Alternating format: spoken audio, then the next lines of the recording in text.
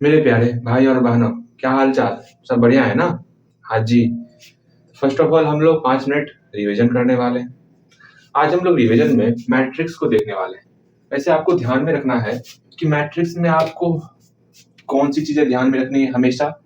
वो ये कि पहली बात है, मैट्रिक्स में हम लोग मल्टीप्लाई को ऑलवेज ध्यान में रखेंगे कि मल्टीप्लाई किस प्रकार किया जाता है। अगेन दूसरी चीज, इस मैट्रिक्स का हम लोग ट्रांसपोज किस प्रकार निकालते हैं। क्या किस प्रकार हम लोग मैट्रिक्स का ट्रांसपोज निकालते हैं। तीसरी चीज जो आपको ध्यान में रखनी है कि कोई भी मैट्रिक्स है उसमें साइमेट्रिक मैट्रिक्स क्या होता है, मतलब सममित आव्यूह और विषम सममित आव्यूह। सममित आव्यूह और विषम सममित आव्यूह क्या होता है, इसके बारे में जानना है। हाँ भैया जी, कोई बताओगे क्या भैया जी ट्रांसपोज का हिंदी क्या होता?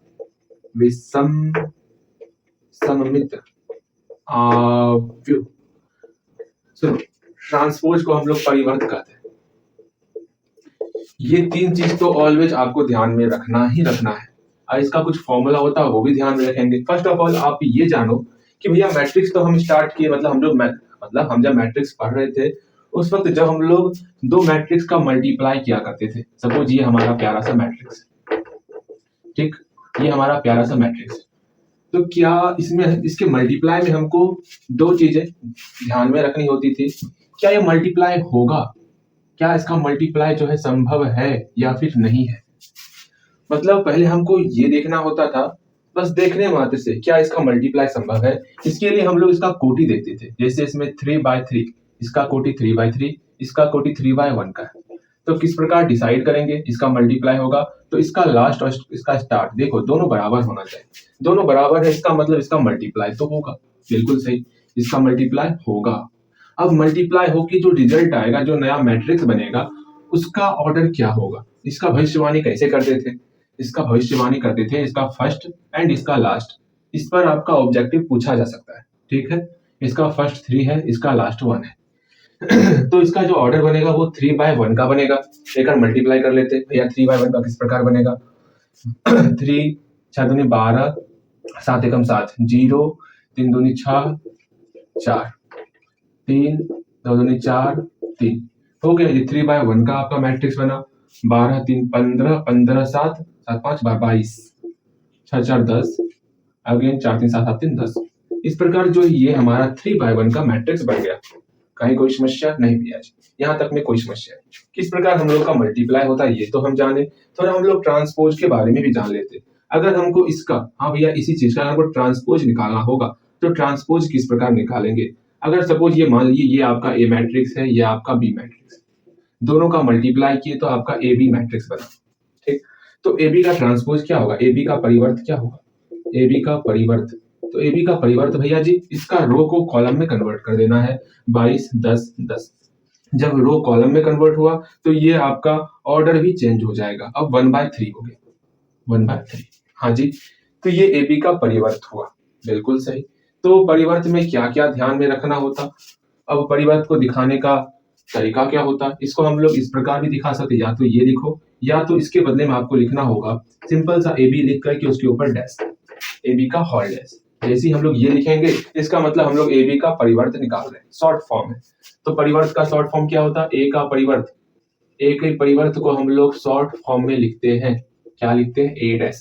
इससे रिलेटेड कुछ फॉर्मूला है जो ध्यान में ऑलवेज रखना है। क्या, जो हम लोग ए बी जो मल्टीप्लाई हुआ उसका अगर ट्रांसपोज निकालेंगे तो हम लोग का ट्रांसपोज निकलेगा बी डैश ए डैश। मतलब बी, इसका ट्रांसपोज निकालो, इसका ट्रांसपोज निकालो और दोनों को जब मल्टीप्लाई करेंगे उसके बराबर होगा, ठीक। अगेन ए प्लस बी का होल ट्रांसपोज, इसके बारे में हम लोग पढ़े थे, ए का ट्रांसपोज प्लस बी का ट्रांसपोज। हाँ भैया जी बिल्कुल सही बोल रहे हो आप। अगेन अगर ए माइनस बी का होल ट्रांसपोज होगा तो ए का ट्रांसपोज माइनस बी का ट्रांसपोज। ये सब हम लोग पढ़े हुए हैं। सबसे इंपॉर्टेंट ये वाला फॉर्मूला है जो कि ऑलवेज आपको ध्यान में रखना, ठीक। अब सममित आव्यूह और विषम सममित आव्यूह का क्या फंडा है। कोई भी ए मैट्रिक्स ले लिए, जैसे सपोज ए मैट्रिक्स एग्जांपल ले लेते, एक हम लोग 1 2 3 4, ये हम लोग मैट्रिक्स ले लिए। इस मैट्रिक्स को हम लोग कब कहेंगे कि भैया आप जो है सममित हो या फिर आप विषम सममित हो। तो हम लोग इस मैट्रिक्स का क्या निकालेंगे, ट्रांसपोज निकालेंगे। इस मैट्रिक्स का क्या निकालते हैं, ट्रांसपोज निकालेंगे। ट्रांसपोज किस प्रकार से, इस प्रकार से, इसके रो को कॉलम में कन्वर्ट कर देना। बिल्कुल सही। जैसे ही ट्रांसपोज निकालेंगे, अगर ट्रांसपोज निकाले और ए के बराबर हो गया तो इसको हम लोग सममित आव्यूह कहेंगे, मतलब सिमेट्रिक मैट्रिक्स कहेंगे। अगर माइनस ए के बराबर हो गया, ए का ट्रांसपोज निकाले और वो माइनस ए के बराबर हो गया, उसको हम लोग स्क्यू सिमेट्रिक मैट्रिक्स विषम सममित आव्यूह कहेंगे। इसके बारे में तो कोई समस्याएं नहीं होनी चाहिए, बिल्कुल सही। लेकिन यहाँ पर ए का ट्रांसपोज निकाले, क्या वो ए के बराबर हो रहा? नहीं भैया, यहाँ तो ट्रांसपोज ए के बराबर हो ही नहीं रहा, तो ना तो ये सममित आव्यूह है, ना ये विषम सममित आव्यूह। ये चीज ना तो सममित है ना तो विषम सममित है, इतना आपको ध्यान में रखना है। उसके बाद, हाँ भैया जी, इतना ध्यान में रखेंगे, बिल्कुल सही। उसके बाद आपको इनवर्स के बारे में ध्यान में रखना है। भैया इनवर्स किस प्रकार निकालते हैं? सपोज हमको ए का इनवर्स निकालना, ये हमारे सामने दिया हुआ 1 2 3 4 ए दिया हुआ, ए का इनवर्स निकालना। इस इनवर्स किस प्रकार निकालेंगे? तो ए बराबर हम लोग आई ए लेके चलेंगे और ए का मान पुट करेंगे 1 3 2 4, आई का मान क्योंकि 2/2 है तो 2/2 ही मैट्रिक्स लेंगे, यहाँ पर ए का ए रखेंगे। किसी भी तरह यहाँ पर इसको जो है हम आई में कन्वर्ट करने का प्रयास करेंगे।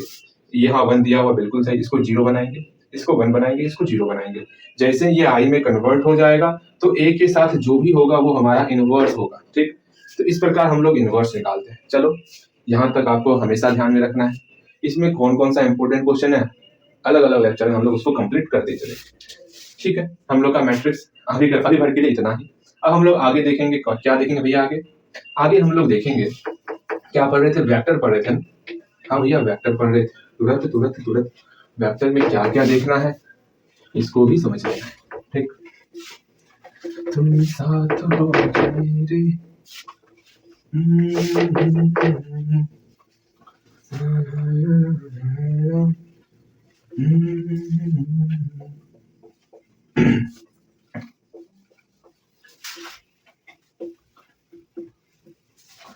हम लोग क्या क्या पढ़ाई किए थे वेक्टर में? ई लिखते हैं तो सी लिखा था, देखो। वेक्टर सदिश में हम लोग क्या क्या पढ़े थे? इससे पहले वाले लेक्चर में हम लोग जो है स्थिति सदिश, इसको निकालना सीखे, किस प्रकार हम लोग स्थिति सदिश निकालते इसको देखे। उसके बाद हम लोग देखे थे स्थिति सदिश निकालने के बाद कि कोई भी सदिश है, ठीक। उसके बाद हम लोग जो है उसका मापांक निकालते थे। मापांक निकालने के बाद हम लोग जो है मात्रक सदिश निकालना सीखे थे। ये सब हम लोग सीख चुके हैं। मात्रक सदिश निकालने के बाद हम लोग दिक् अनुपात और दिक् त्रिज्या, इसको भी देखे थे। दिक् अनुपात और दिक् त्रिज्या, ये 4 चीज हम लोग देख चुके हैं। शॉर्ट में रिवीजन कर लेते हैं। स्टार्टिंग किए थे हम लोग आई जे और के से। ये आई जे और के क्या था? सपोज ये आपका वाई एक्सिस है, ये आपका एक्स एक्सिस है। तो एक्स एक्सिस के अनुदिश जो एकांक भाग होगा, रिकॉर्डिंग हो रही है ना? बिल्कुल सही। एक्स एक्सिस के अनुदिश जो एकांक भाग होगा उसको हम लोग कहेंगे आई क्या। तो एक्स एक्सिस के अनुदिश जो एकांक भाग होगा उसको क्या कहेंगे हम लोग?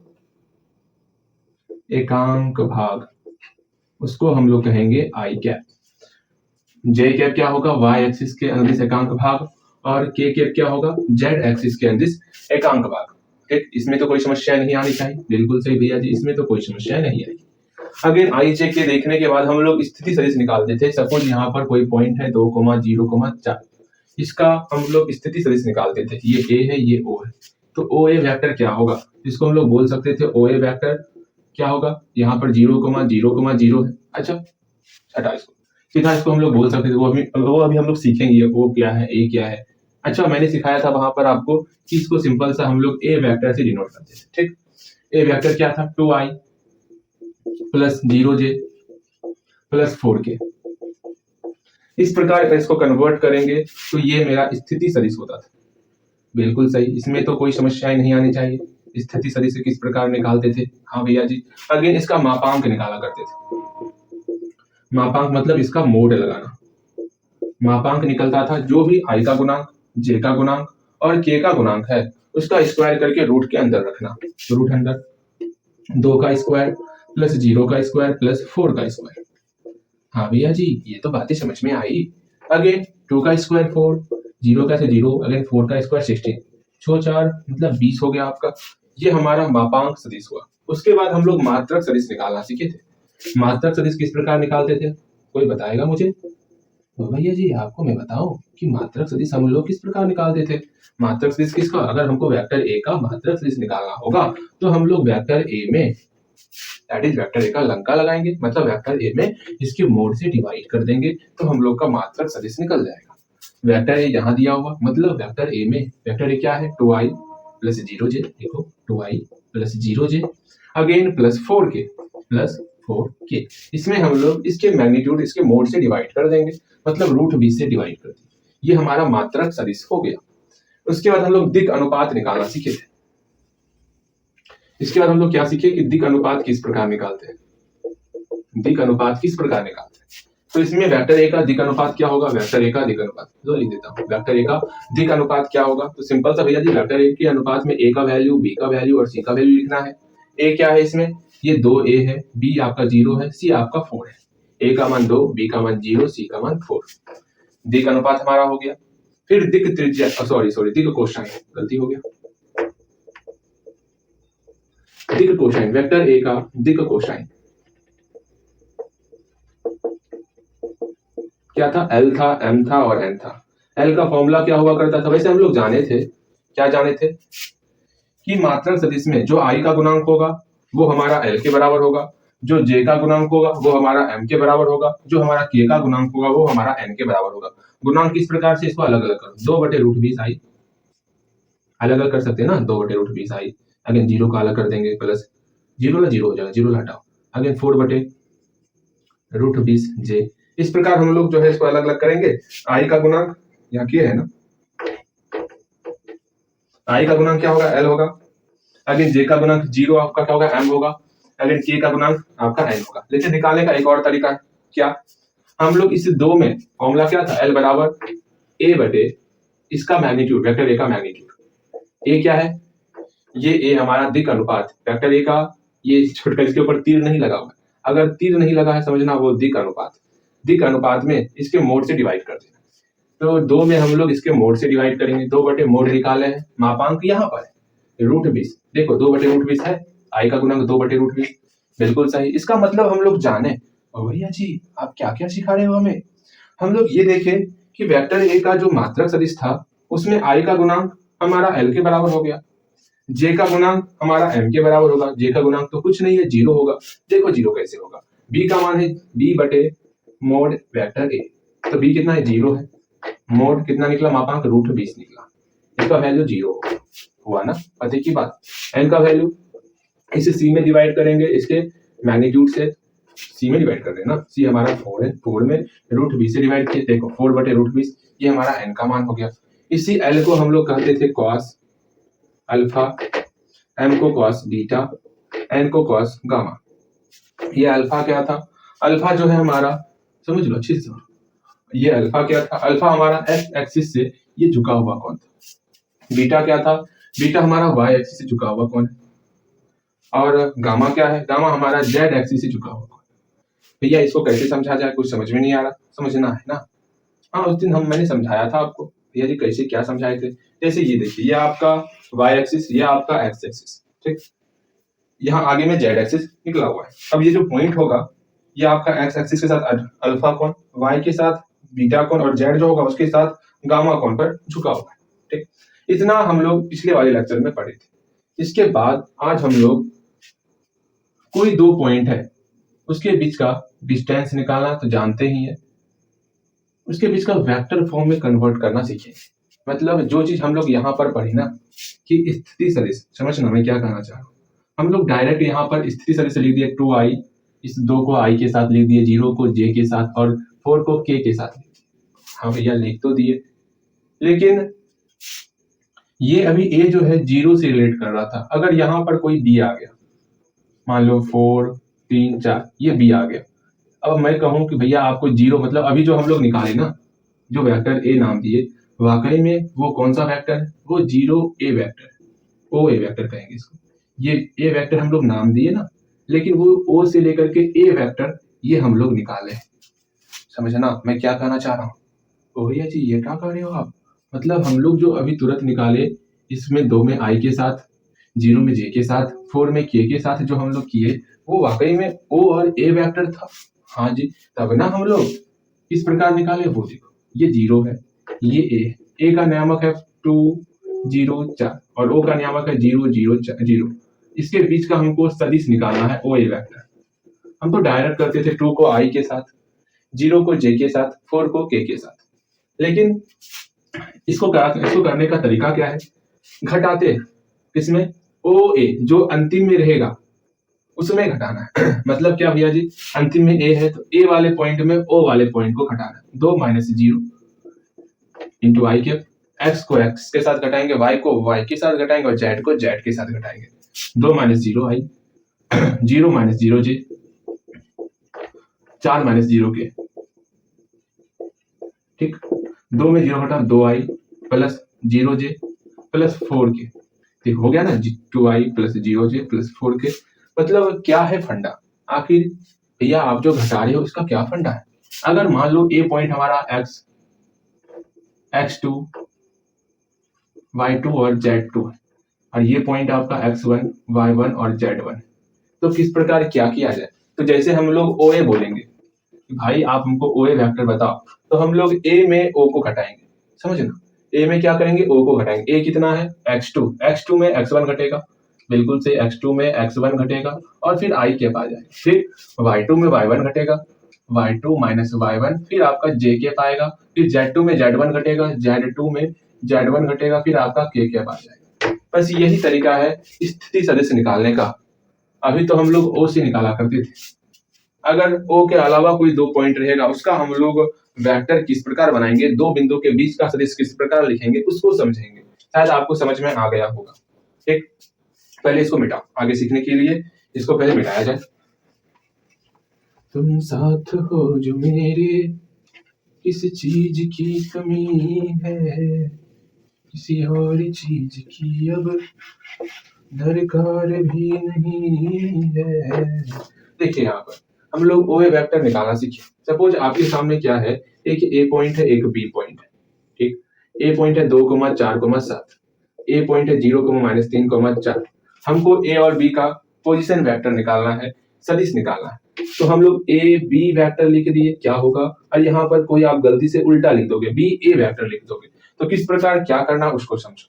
तो फर्स्ट ऑफ ऑल हम लोग क्या करेंगे, I J और K, ये 3 तो होगा ही होगा। हाँ भैया, लेकिन यहाँ पर क्या लाया जाए,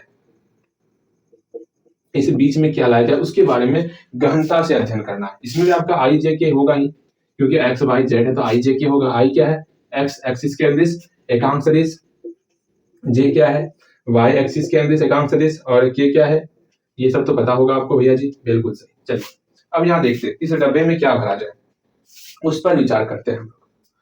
यहाँ देखो A B है, अंतिम में आपका B आया, मतलब B में पहले B में घटाना है, मतलब पहले B को लेना है। B ये है, अंतिम में B आया ना, B में घटेगा 2 माइनस 0, देखो 2 माइनस 0, पहले B मतलब पहले 2 लाए क्योंकि अंतिम में B था, ठीक। 2 माइनस 0, फिर 4 माइनस -3, 4 माइनस -3, यहाँ प्लस आ गया, बिल्कुल सही।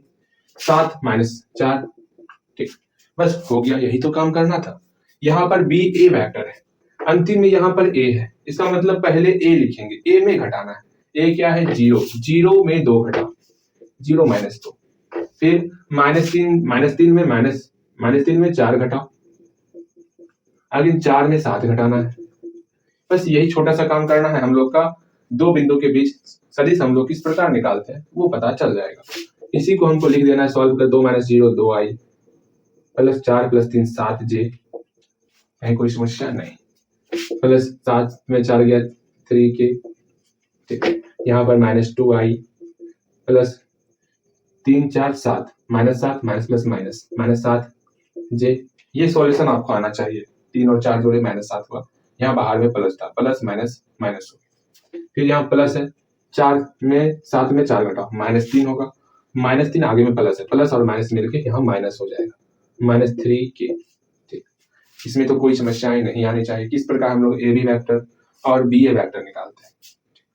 अब ए बी वेक्टर निकाल लिए हो आप और बी ए वेक्टर निकाल लिए हो आप, तो सब के लिए बारी बारी से ये सब निकालो, निकालते हैं भैया जी, इसमें कौन सी बड़ी बात है। तो पहला इस ए बी वेक्टर के लिए हम करते हैं। पहला काम क्या है, स्थिति सदिश निकालना। स्थिति सदिश क्या होगा, स्थिति सदिश जो चीज ये है वही चीज हम लोग लिख देंगे। ए बी वेक्टर क्या है, ए बी वेक्टर हम लोग का है 2i + 7j 2i + 7j +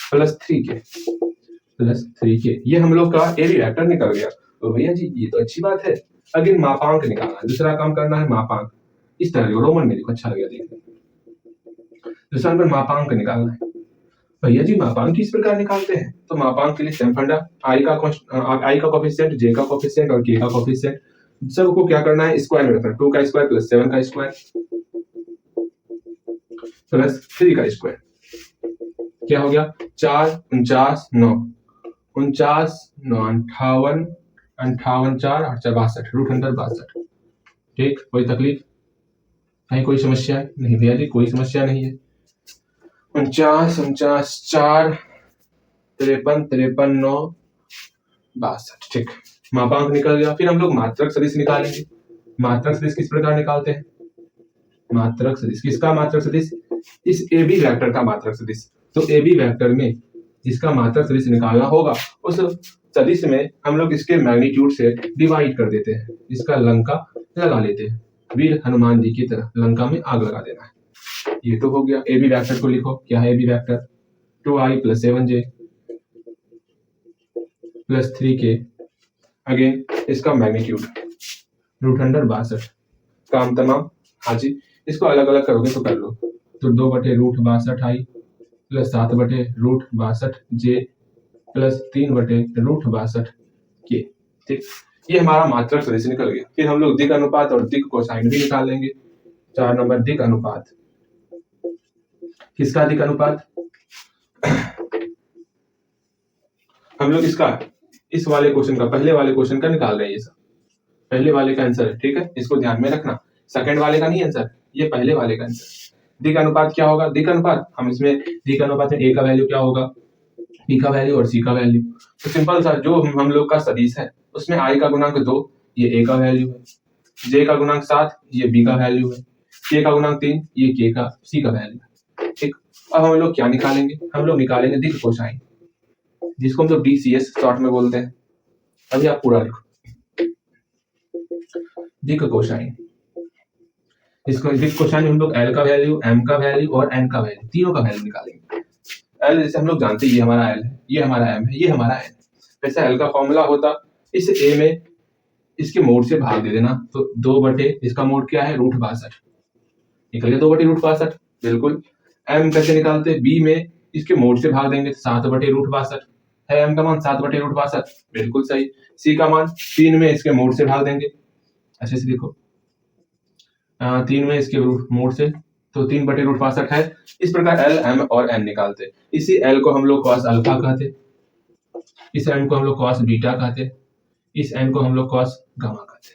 अब यहाँ से सबसे इंपॉर्टेंट फॉर्मूला जिससे एक ना एक क्वेश्चन आपके एग्जाम में रहता है, वो क्या कि जब हम लोग एल एम और एन सब का स्क्वायर लेके जोड़ेंगे, एल एम और एन सब का स्क्वायर ले लिए और इसको जोड़ दिए, इसका वैल्यू 1 होता है। सबसे इंपॉर्टेंट फॉर्मूला है, इसको किसी भी तरह आप एब्जॉर्ब करो, बिल्कुल सही, इसको किसी भी तरह आप अपने अंदर इसको एब्सॉर्ब कर लो। भैया जी ये सारी बातें हमें याद रखनी होंगी, हाँ जी आपको ही याद रखनी पड़ेंगी ये सारी बातें, ज्यादा कुछ मैंने बताया भी नहीं है और आप घबरा रहे हो। ठीक, मतलब एल का स्क्वायर, एम का स्क्वायर और एन का स्क्वायर करेंगे तो वो 1 के बराबर हो जाएगा। भैया वाकई में ऐसा होता, थोड़ा प्रूफ कर दीजिए। तो सही में अगर हम लोग एल का स्क्वायर करें, एम का स्क्वायर करें और एन का स्क्वायर करें तो क्या मान इसका 1 होता? मुझे आप पर भरोसा नहीं है भैया, इसको प्रूफ कीजिए भैया। तो सुनो यहाँ किस प्रकार इसको प्रूफ करना है। इसी क्वेश्चन में एल का मान कितना है 2/√62, 2/√62 का होल स्क्वायर। एम का मान कितना है 7/√62, 7/√62 का होल स्क्वायर। एन का मान 3/√62, 3/√62 का होल स्क्वायर। इसको सॉल्व करने आता है तो सॉल्व कीजिए इसको।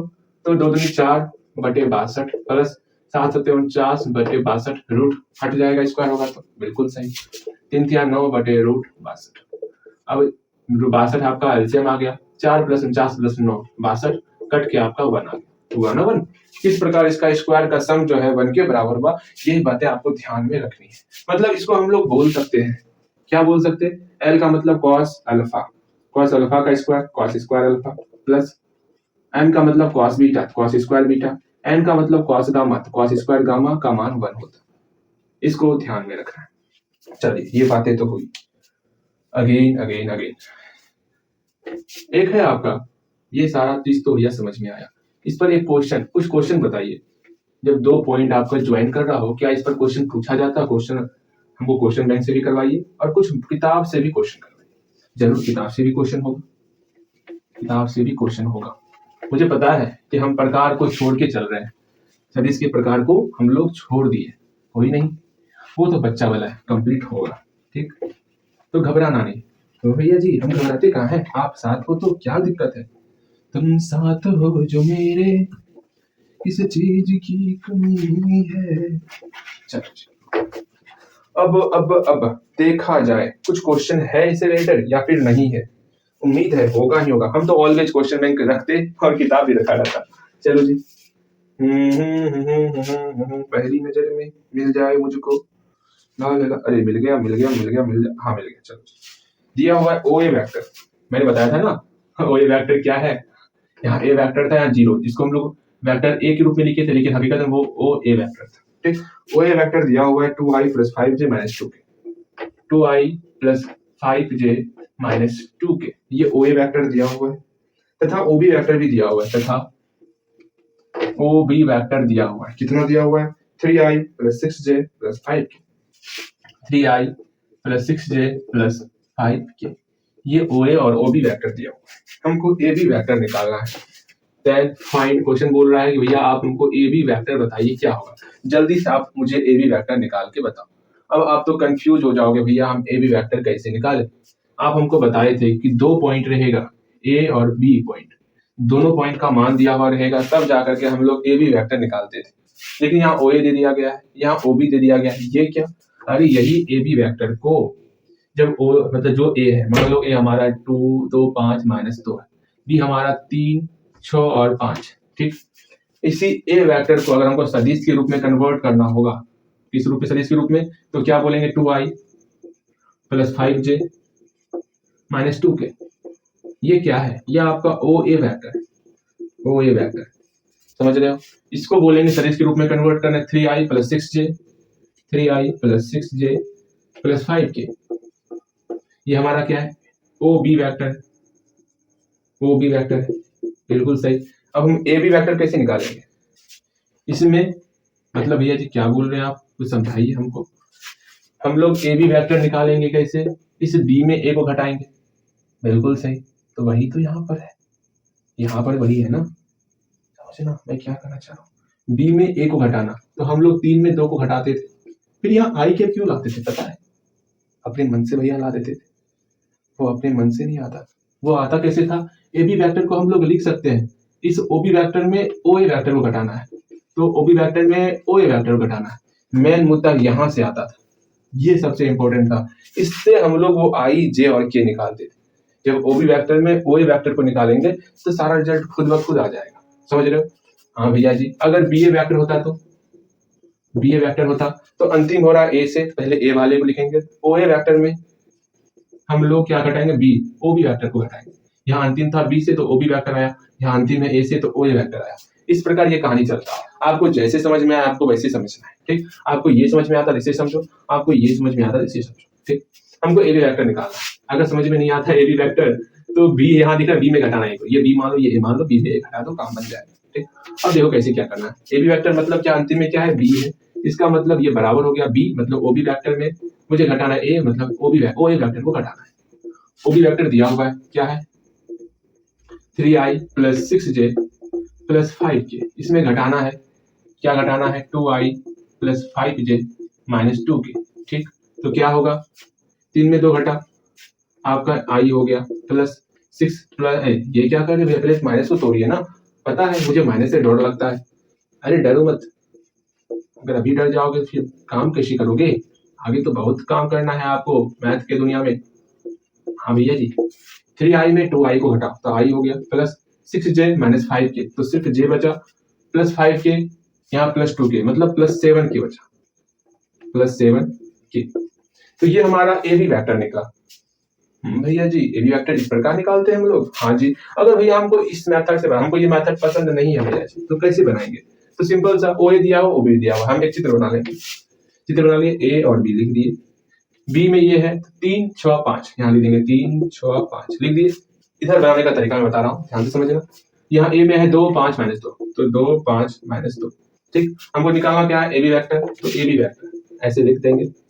अब यहाँ पे इस तरह आई कर देंगे, फिर इस तरह जे कर देंगे, फिर इस तरह के कर देंगे। ठीक, पहले बी यहाँ पर, बी में घटाना 3 में 2 गया, 3 -2, फिर 6 -5 6 -5, फिर 5 माइनस यहाँ क्या है 2 है ना, 5 -2 मतलब 5 + 2।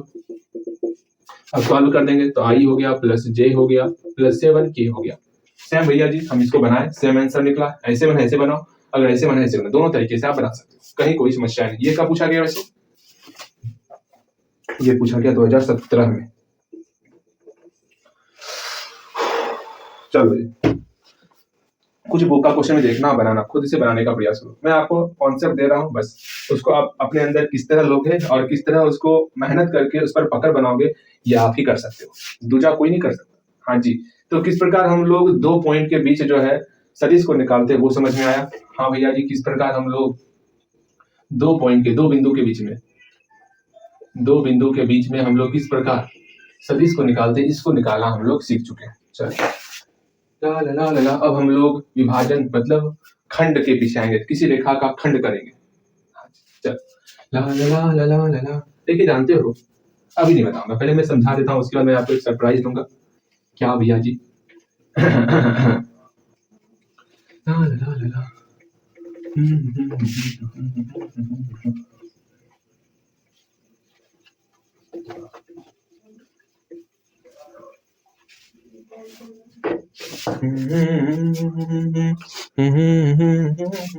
सुनिए, अब हम लोग खंड सूत्र को देखेंगे। ठीक है, खंड सूत्र क्या भैया जी? अभी तक हम लोग ए बी पॉइंट को निकाला करते थे। अगर ए ये है, ये बी है, ठीक, मान लो बी का वैल्यू 4 5 और 0 है, ए का वैल्यू 2 जेड थी, 2 है 3 है और 5, ये है और बी।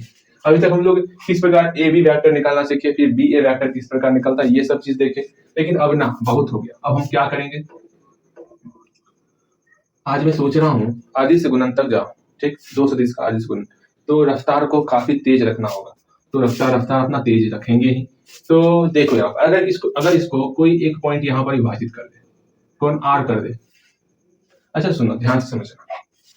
क्या भैया, क्या ध्यान से समझेंगे? हम लोग क्लास 10th में पढ़े थे, जैसे ये पॉइंट है, ये पी पॉइंट है, ये क्यू पॉइंट है, इसको ये आर डिवाइड कर रहा है m1 अनुपात m2 में। तो इस आर का नियामक किस प्रकार निकालते थे? आर का नियामक कोई बताएगा? हम लोग निकालते थे, क्या करते थे, m1 क्यू प्लस m2p बटे m1 प्लस m2, इस प्रकार इस r का नियामक निकालते थे।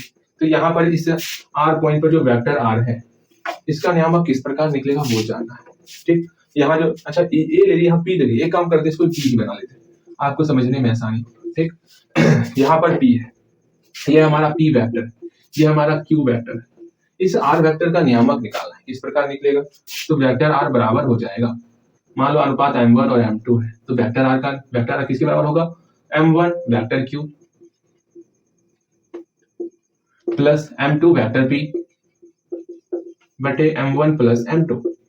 ये फॉर्मूला ध्यान में रखना। ऐसे भैया ये कब काम में देगा? अभी काम में देगा। देख लो, यहाँ पर सब काम किया हुआ, पॉइंट दिया हुआ, निकाल के बता दो वेक्टर r का वैल्यू क्या होगा। भैया कैसे निकाले? हमको वेक्टर q दिया, मतलब m1 दिया हुआ है आपको, मान लो m1 दिया हुआ है, m1 बराबर 2 दे दिया गया, m2 बराबर 3 दे दिया गया। ठीक, m1 का मान 2 पुट करो, m2 into vector q plus m2 का मान, m1 कितना है? 2 है, m2 कितना है? 3 है, 3 वेक्टर p, फिर 2 प्लस 3। अब आप बोलोगे भैया वेक्टर q कैसे निकालेंगे? ये मैं बताऊंगा कैसे निकालोगे, ये आप बताओगे। q निकालना है, q तो 4i प्लस 5j प्लस 0 के, याद है या नहीं है? हाँ भैया जी, इसमें तो कोई समस्या नहीं, मतलब इसको 0 मान लो ना, 0 ये है, हटा इसको, अधिक के झूठ मूठ का टेंशन लेके नहीं चलना, 0 वाला टर्म को हटा देना है। ठीक, अब क्या करना है? जोड़ना है 3 into vector p, vector p क्या है? 2i plus 3j plus 5k, 2i plus 3j plus 5k। चलिए इसको सॉल्व करना है, तो सॉल्व कीजिए, 2 चौके 8 i प्लस 2 पंचे 10j plus 6i plus 9j plus 15k। ठीक है, इसमें तो कहीं कोई समस्या नहीं आएंगी। हाँ भैया जी, हमको तो वैसे भी समस्याएं नहीं आती हैं। देखिए, अब आई को आई से जोड़ो 814 आई, फिर जे को जे से जोड़ो 19j, अगेन के तो ही हाँ के है 15k बटे 5। इस प्रकार हम लोग वेक्टर आर निकाला करते हैं।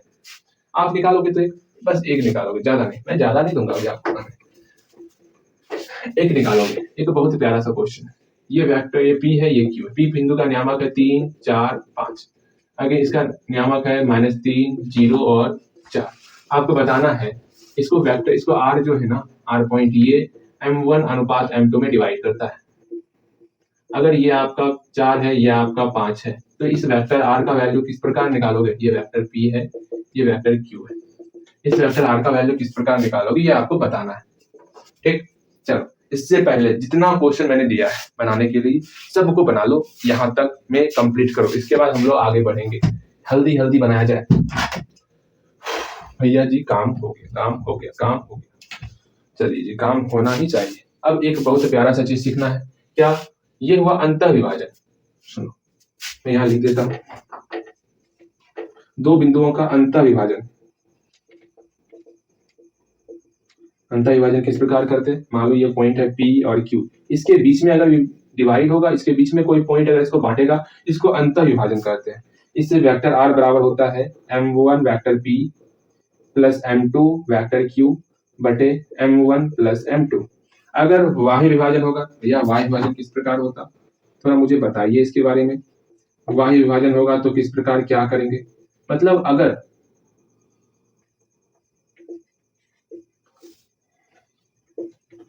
वायु विभाजन क्या, सुनो, अगर मान लो ये पॉइंट है P और Q, ठीक, अगर कोई पॉइंट R यहां पर विभाजित करे तो इसका क्या होगा? इसमें क्या होता, सिर्फ यहाँ बीच में माइनस आ रहा है, मतलब वेक्टर R बराबर m1 vector P minus m2 vector Q बटे m1 माइनस m2, बस यही आता है। मान लो भैया जी क्या किया जाए, वेक्टर P है आपका दिया हुआ, सेम वही क्वेश्चन है, 3, 4 और 5। यहाँ पर है आपका वेक्टर Q -3, 0 और 4। आपको बताना है R का नियामक क्या होगा। अगर m1 कहां से कहां तक, ये डॉट डॉट में लिख देता हूँ, m1 कहां से कहां तक, यहां से लेके यहां तक m1 हुआ R तक, ये m1 हो गया आपका 5, और m2 यहां से लेके यहां तक m2 हो गया आपका 4। इस अनुपात में है, तो आपको बताना है कि इसका बाह्य विभाजन क्या होगा। ठीक, अंतः विभाजन और बाह्य विभाजन। सुन लो, इस टॉपिक से क्वेश्चन बहुत कम पूछा जाता है, लेकिन फिर भी आ सकता है आपके एग्जाम में, तो इसको अच्छे से कर लेना, क्यों ना साथ सब कुछ हम लोग कंप्लीट करते हुए नहीं चले। अगर मध्य बिंदु रहा तो भैया, मध्य बिंदु रहा तो हम लोग क्या करेंगे, सिंपल सा काम करेंगे, ज्यादा कुछ नहीं। मतलब m1 का मान 1, m2 का मान 1, ये 1, ये 1, मतलब vector P plus vector Q बटे 2। ये फॉर्मूला पूछ सकता है आपके ऑब्जेक्टिव क्वेश्चन में। अरे आज जल्दी मेरा पैर दर्द करने लगा, कोई नहीं कोई नहीं। तो मध्य बिंदु का नियामक, मध्य बिंदु का, ये तो बच्चा, ये तो क्लास 10 से पढ़े हो, इसलिए मुझे पूरा उम्मीद है ये आप समझ गए होगे, इसी कारण हल्का सा ठिया, मुझे पता है ये सब चीज आपकी खोपड़िया में घुस रहा होगा। तो मध्य बिंदु का नियामक क्या होगा? Vector P plus vector Q बटे 2। ये बस इतना सा आपको ध्यान में रखना है। अब यहां से हमारी गाड़ी कुछ ज्यादा ही ऊंचे लेवल पर उड़ान भरेगी, उस उड़ान की ताकत को आपको समझना होगा। हाँ जी, चलो जी, अब देखिए, अब थोड़ा सा हाई लेवल, थोड़ा सा, और अब हाँ, अब जो होगा ना, स्वाद आ जाएगा, बस स्वाद ही आएगा। यहाँ तक कंप्लीट है, यहाँ तक मैं कुछ क्वेश्चन में बुक करवा देता हूँ, क्योंकि उसके आगे बढ़ने पर कुछ ज्यादा ही स्वाद आने वाला है। तो हम लोग कुछ क्वेश्चन कर लेते हैं, उसके बाद स्वाद लेंगे, टेस्ट लेंगे। हाँ भैया, पहले कुछ क्वेश्चन करवाइए बुक का। तो सुनिए, अब बुक का क्वेश्चन करेंगे, क्वेश्चन में तो करते रहेंगे ना, कम से कम बुक भी दो चार क्वेश्चन बुक से भी कर लिया जाए।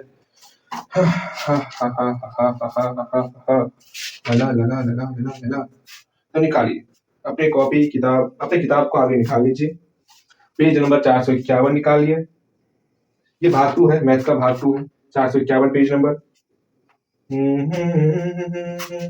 एक क्वेश्चन है कि, अच्छा ये क्वेश्चन नहीं, सिर्फ हल्का हल्का क्वेश्चन क्यों दे रहा है। हाँ ये क्वेश्चन अच्छा है, एग्जाम्पल 7, बहुत अच्छा क्वेश्चन है। एग्जाम्पल 7 को देखो, बहुत प्यारा क्वेश्चन है। क्वेश्चन कह रहा है वेक्टर ए दिया हुआ है के अनुदिश एक ऐसा सदिश ज्ञात कीजिए। मतलब वेक्टर ए हमको दिया हुआ है i प्लस 2j के अनुदिश, इसके अनुदिश हमको एक सदिश ज्ञात करना है। के अनुदिश एक ऐसा सदिश ज्ञात कीजिए, एक ऐसा सदिश ज्ञात कीजिए जिसका परिमाण 7 इकाई, जिसका परिमाण 7 इकाई हो। ठीक, देखो मैं समझाता हूं मैं क्या क्वेश्चन क्या कर रहा है। जैसे मेरे पास मान लो एक मार्कर है, ये मेरे पास एक मार्कर है, ठीक। मान लो ये लंबा है कितना, यहां से लेके यहां तक ये है आपका 5 मीटर। मैं बोलूंगा कि भैया इस 5 मीटर को लेने में, मतलब इस 5 मीटर का कीमत पड़ गया 10 रुपया। जितना आप लंबा बनाओगे उतना कीमत आपका बढ़ते चलेगा। अच्छा, अगर हमको 7 मीटर का, मतलब यहां से लेके यहां तक का मार्कर चाहिए, 7 मीटर का मार्कर चाहिए, तो क्या प्राइस पड़ेगा? तो फर्स्ट ऑफ ऑल हम लोग 1 मीटर के मार्कर का, ये मार्कर का भी मीटर में होता अच्छा छोड़, मार्कर नहीं, हम लोग स्टिक भी नहीं, क्या ले ले भैया जी क्या, एक कपड़ा का थान है, ठीक, जो 5 मीटर लंबा है उसका कीमत 10 रुपया है। क्या है? 10 रुपया है। तो 7 मीटर कपड़ा अगर लेंगे उसका कीमत क्या पड़ेगा? तो हम फर्स्ट ऑफ ऑल 1 मीटर कपड़े का कीमत निकालेंगे, फिर जाकर उसमें गुना कर देंगे 7 से। मतलब पहले 1 निकालना पड़ेगा, मतलब मात्रक सदिश निकालना पड़ेगा। सेम वही फंडा यहाँ पर है। हमको क्या करना है, हमको दिया हुआ है वेक्टर ए दिया हुआ है और बोला गया है इसी के अनुदिश, जो वेक्टर ए गुजर रहा है ना, इसी के अनुदिश हमको 7 इकाई का एक और चाहिए, मतलब इसी के अनुदिश हमको 7 इकाई का एक और चाहिए। तो वेक्टर ए का हम लोग पहले मात्रक सदिश निकालेंगे 1, फिर 7 इकाई बोल रहा है, तो जो भी वेक्टर बनाओगे उसमें 7 से गुना कर देंगे तो वो नया वाला वेक्टर का बन जाएगा। मान लो वेक्टर बी मान लेते हैं, इसका मतलब नया वाला जो वेक्टर बना उसका लंबाई निकालने का तरीका, उसका सदिश निकालने का तरीका है, उसमें हम लोग एक कैप में हम लोग 7 से गुना कर दें, ठीक।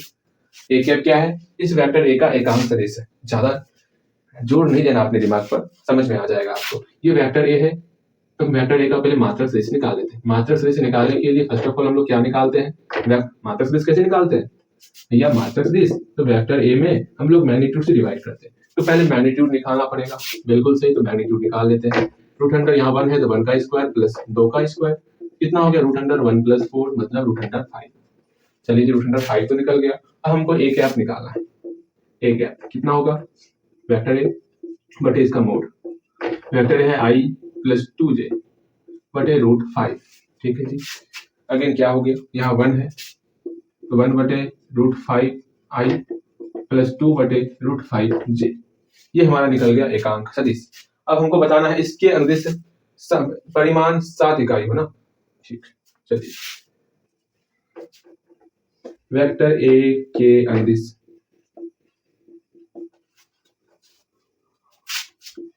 परिमाण 7 इकाई का सदिश क्या हो जाएगा? 7 से गुना कर देंगे ए कैप में। 7 गुना ए कैप कितना निकला? इतना निकला। 1 बटे रूट 5i प्लस 2 बटे रूट 5j, गुना कर दिए 7 बटे रूट 5i प्लस 14 बटे रूट 5j। इस प्रकार हम लोग निकालते हैं। कहीं कोई समस्याएं? किस प्रकार यहाँ पर निकला? हम लोग वेक्टर ए दिया हुआ था, इसके अनुदिश हमको 7 इकाई का हमको एक सदिश निकालना था, वेक्टर ए लिख लिए। अब इसका परिमाण निकाल, इसका हमको मात्रक सदिश निकालने के लिए परिमाण चाहिए, तो परिमाण निकाल लिए। फिर मात्रक सदिश निकल गया। मात्रक सदिश के बाद हम लोग इसके अनुदिश परिमाण 7 इकाई का हम लोग एक सदिश निकाल लिए। कहीं कोई समस्या ही नहीं। एक क्वेश्चन आप बनाओगे, अगर हमको यहाँ पर दिया हुआ वेक्टर ए का मान 2i प्लस 2i माइनस के, तो आपको बताना है इसके अनुदिश परिमाण 6 इकाई का मात्रक सदिश किस प्रकार, मात्रक सदिश नहीं, परिमाण 6 इकाई का सदिश किस प्रकार निकालोगे वो बताना है। ये क्वेश्चन आप बनाओगे। ऊपर वाला क्वेश्चन, ये क्वेश्चन तो बन चुका है ना, बिल्कुल सही, ये क्वेश्चन बन चुका है। ये क्वेश्चन जो ऊपर में है वो पहले बनाओगे आप, और बनेगा। ऐसा नहीं है कि नहीं बनेगा, बनेगा, भरपूर मात्रा में बनने वाला है। कहीं कोई समस्याएं नहीं है। और कोई बढ़िया बढ़िया बहुत बढ़िया क्वेश्चन है। दिक अनुपात लिखिए, दिक कोसाइन लिखिए, तो काफी भर भर के बनाए हैं। नहीं बना पाओगे? कोई वेक्टर ए दिया हुआ है, इसमें डीआरएस और डीसीएस निकालना है, ये तो काफी क्वेश्चन बनाए। वेक्टर ए दिया हुआ है कितना? आई प्लस जे माइनस 2 के। हमको इसमें जो है डी सी एस मतलब दिक कोसाइन और दिक कोसाइन और दिक अनुपात निकालना है, इसका बन जाएगा। कहीं कोई समस्या नहीं, दिक अनुपात दिक कोसाइन निकाल लोगे आप। हाँ जी, ये सब क्वेश्चन बनेगा। ऐसा तो कल भी बनाए थे और आज भी बना रहे हैं। हाँ, अगेन अगेन अगेन ये सब भी बनेगा आपसे, अंतर विभाजन, वायु विभाजन। ला ला ला ला ला ला ला ला ला वेक्टर भी दिया हुआ है। Vector A plus vector B क्या मात्रक सदिश ज्ञात कीजिए। हाँ जी, ये भी बन जाएगा। कुछ क्वेश्चन दमदार नहीं। ला ला ला ला ला ला ला ला चलो आप 10.1 और 10.2 बनाओ, समझ रहे हो ना? बनाओ, जितना बनाओगे तो उतना फायदा होगा। वरना मैं तो वैसे स्टार्टिंग में रिवीजन तो कर ही रहा हूँ, जो पूछा जा सकता है आपके एग्जाम में उसके अंदर मैं चल ही रहा हूँ। फिर भी आपको जो है पूरा का पूरा बनाना है। सब आसान है, सारा का सारा आसान है, सारा का सारा बनेगा। जो नहीं बनेगा वो आप पूछोगे हमसे, ठीक है? और उम्मीद करते हैं सारा बनना ही चाहिए। एक क्वेश्चन दिया हुआ है, वेक्टर ए और वेक्टर बी आपके सामने दिया हुआ है। वेक्टर ए और वेक्टर बी दिया हुआ है। बोला गया है कि vector A plus vector B का मात्रक सदिश निकालिए। तो निकालोगे, पहले vector A plus vector B निकाल लेना है। फिर इसका मात्रक सदिश किस प्रकार निकालते हैं? हम लोग निकालते हैं भैया, vector A plus vector B में इसी के मोड से डिवाइड कर देना है। इसको सॉल्व करना, हमारा मात्रक सदिश निकल जाएगा। ऐसा भर भर के हल्का फुल्का सब क्वेश्चन लिखा हुआ है, इसको आप बनाओगे, ठीक? चलिए एक और, ए यार ये तो बहुत अच्छा क्वेश्चन है, बहुत प्यारा क्वेश्चन। पहले इसी को लेंगे। हाँ जी, इसको मैं बताऊंगा। 14 नंबर 10.2 का 14 नंबर क्वेश्चन, ठीक, इसको मैं बताऊंगा। इसके साथ कोई कॉम्प्रोमाइज नहीं करना। 10.2 में बताऊंगा, 14 नंबर।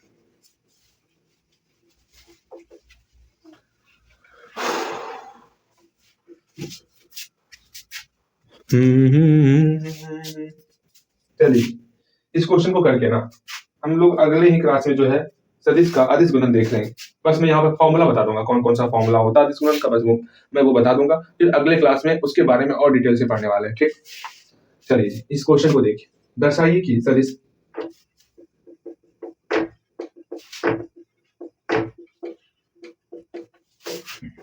आई प्लस जे प्लस के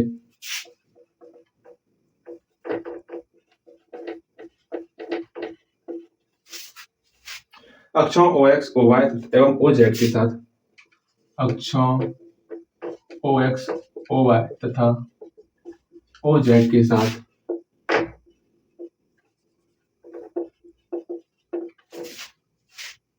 बराबर झुका हुआ है।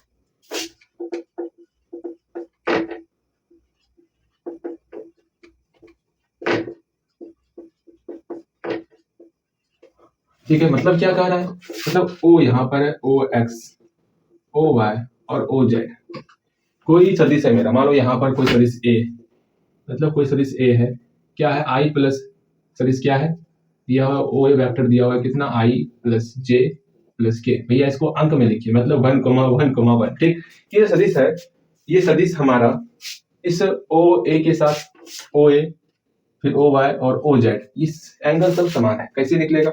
फिर जैसे हम लोग ये देखते हैं ना, अल्फा बीटा और गामा, हमारे दिमाग में एक ही चीज आता है, कॉस अल्फा कॉस बीटा और कॉस गामा। और ये कॉस अल्फा क्या है बताओगे? कॉस बीटा क्या है बताओगे? कॉस गामा क्या है बताओ? कॉस अल्फा एल है, कॉस बीटा एम है, कॉस गामा एन है। मतलब हमको यहाँ पर दिक कोसाइन निकालना है। आप दिक कोसाइन निकालो। दिक कोसाइन निकालने के बाद अगर तीनों बराबर हो गया तो कॉस अल्फा बराबर कॉस बीटा बराबर कॉस गामा, सबसे कॉस कैंसिल हो जाएगा और इसका एंगल बराबर हो जाएगा। अगर बराबर नहीं हुआ, अगर एल एम और एन आपस में बराबर नहीं हुआ, तो ये आपका बराबर झुका हुआ नहीं है। मतलब हमको दिक कोसाइन ज्ञात करना, सब वही क्वेश्चन है आपका, दिक कोसाइन ज्ञात करना। दिक कोसाइन ज्ञात करते हैं हम लोग। क्या दिया सदिश, क्या दिया हुआ? वेक्टर ए मान ले इसको कि ओ ए मान है। चलिए बता, अच्छा वेक्टर ए मान लेता था।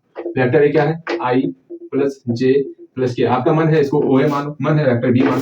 कितना मन है आपके मन पर डिपेंड करता है। चलिए फटाफट से इसका हम लोग दिक कोसाइन निकालते हैं। दिक कोसाइन निकालने के लिए हमको दिक अनुपात निकालना पड़ेगा। तो दिक अनुपात ए क्या है? 1 है, ए 1 है, बी क्या है? 1 है, सी क्या है? 1। ए बी सी हो गया। अब हम लोग जो है दिक कोसाइन निकालेंगे। दिक कोसाइन, डायरेक्शन कोसाइन। तो दिक कोसाइन में एल किस प्रकार निकालते हैं, एम किस प्रकार निकालते हैं, एन किस प्रकार निकालते हैं, सब पता है। एल निकालने के लिए ए बटे वेक्टर ए का मैग्नीट्यूड। वेक्टर ए का मैग्नीट्यूड निकला है? नहीं निकला, बगल में निकालो वेक्टर ए का मैग्नीट्यूड। कितना होगा? रूट अंडर 1 का स्क्वायर प्लस 1 का स्क्वायर प्लस 1 का स्क्वायर, रूट अंडर रूट 3। ठीक, कहीं कोई समस्या नहीं भैया जी, कहीं कोई समस्या नहीं। तो एम कैसे निकालते हैं, बी में इसके मोड से डिवाइड करना वेक्टर ए के, सी में इसके मोड से डिवाइड करना, तो हम लोग का एल एम एन और एन निकल जाएगा। ठीक, तो एल कितना हो गया, ए बटे 1/√3, एम हो गया आपका बी में 1 में √3 से भाग देना है, एन हो गया सी में √3 से भाग देना, सी 1 में √3 से भाग देना, मतलब तीनों आपस में बराबर है।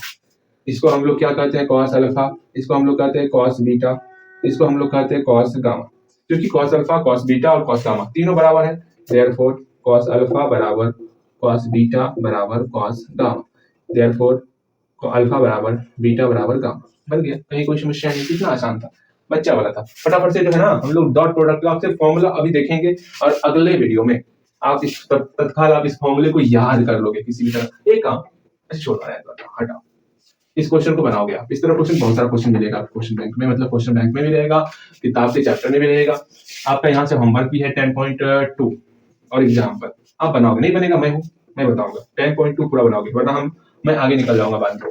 10.2 आपको बनाना है, सारा बना लेना 10.2, ठीक है। तो सर आपको एक फॉर्मूला ध्यान में रखना है, vector A dot vector B क्या होता है, vector A dot vector B, इस दोनों का मोड इनटू कॉस थीटा, इसको किसी भी तरह आप घोर के पी जाओ, कल इसके बारे में चर्चा करेंगे।